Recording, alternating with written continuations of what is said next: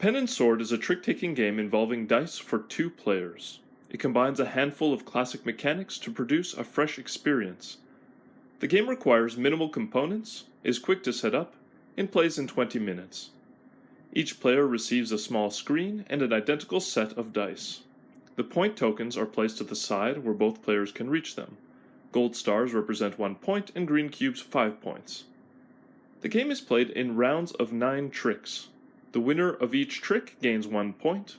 The game is won by the player who first reaches 14 points. At the start of the game, both players roll all their white dice in the open to determine who will lead first.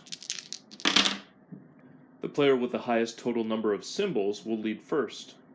To start a round, the players roll all of their dice behind their screen. The result is their hand for the round. The starting player opens the round by leading any die of their choice. The second player must then follow by playing a die that matches it either by color or by symbol.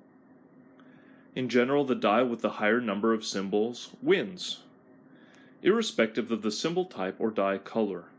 The fun of Pen and Sword happens when the number of symbols is equal.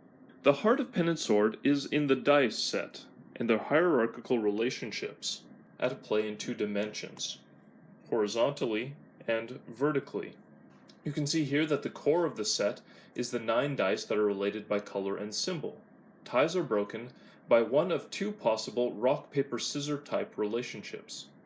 If the dice are of the same color, then the relationship is as follows. The pen is mightier than the sword is mightier than the pitchfork is mightier than the pen. If the dice have the same symbol, as in any of these 3 columns, then the hierarchy goes like this. White is stronger than black is stronger than gold is stronger than white. If the dice are equal in color and symbol, then a challenge is triggered. For example, if on the first turn someone led 3 pitchforks, then was followed by 3 pitchforks,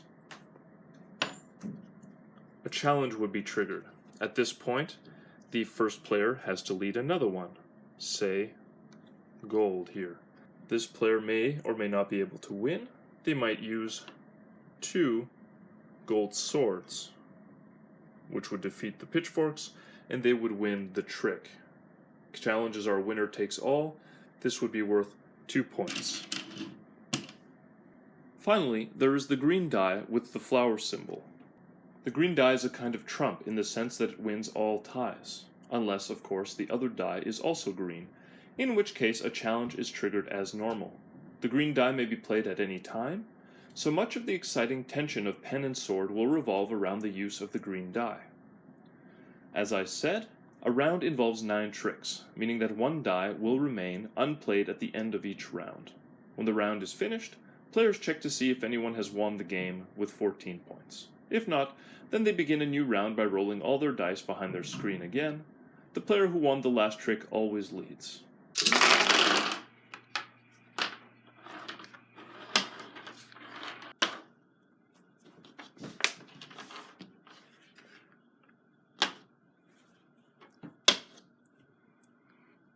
A challenge. What's that? 2 points.